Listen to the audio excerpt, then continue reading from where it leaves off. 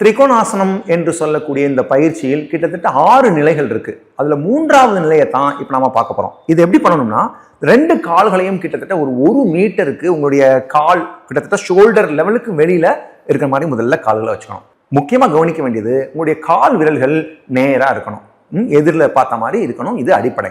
இந்த இடத்துல உங்களுடைய கால் உள்ளங்கால் முழுவதுமாக பாதம் அது முழுவதுமாக தரையில் பதிந்த நிலையில் இருக்கட்டும். இப்ப உங்களுடைய உடலின் எடை மிகச் சரியாக 2 பாதத்தின் வழியாக தரையில் பதிந்திருக்க வேண்டும். இது முதல்ல நிக்கிறத மிகச் சரியாக பண்ணினா தான் நீங்க இந்த பயிற்சியை முழுமையாவே பண்ண முடியும். அதனால நிக்கிறதுக்காகவே முதல்ல பிரத்யேகமா தயார்படுத்திக்க வேண்டியிருக்கு. இதன் பின் கைகளை பக்கவாட்டில் மேல் நோக்கி தோள்பட்டை வரை உயர்த்தி கொள்ள வேண்டும். இதுதான் அடிப்படை. இந்த இடத்துல மெதுவாக ஒரு முறை மூச்சை உள்ளே எடுத்து மூச்சு வெளியே செல்லும் பொழுது முன்புறமாக குனிய வேண்டும். அப்படி முன்புறமாக குனியும் பொழுது உங்களுடைய முதுகு பிளாட்டா தட்டையாக நேராக இருக்க வேண்டும். தலை தரையை பார்த்த நிலையில் இருக்க வேண்டும். இது அடிப்படை.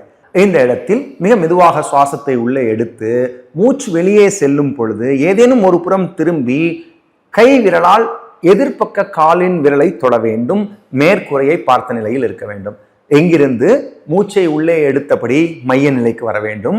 அங்கிருந்து மூச்சை வெளியே விட்டபடி அதன் எதிர் திசைக்கு செல்ல வேண்டும். மீண்டும் மூச்சை உள்ளே எடுத்தபடி மைய நிலைக்கு வந்து அங்கிருந்து மெதுவாக எழுந்து நின்ற நிலைக்கு வர வேண்டும். இது ஒரு சுற்று.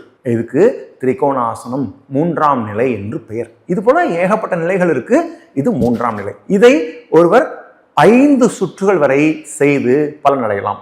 5 சுற்றுகளை முடித்துவிட்டு ஒருவர் ஷவாசனம் என்னும் நிலையில் ஓய்வெடுத்துக் கொள்ளலாம்.